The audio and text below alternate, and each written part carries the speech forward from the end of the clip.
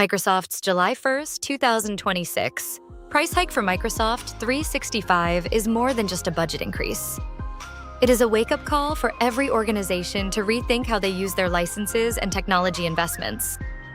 Many companies are paying for third-party security tools that their Microsoft 365 E5 licenses already cover. We're regularly finding customers spending $80,000 to $120,000 a year on services their E5 license already replaces. Fully redundant, completely unnecessary. By consolidating, you can reclaim wasted budget and simplify your tech stack. This price hike is driven by new AI features like Copilot. The question is no longer if you should adopt AI, but how you will get value from it.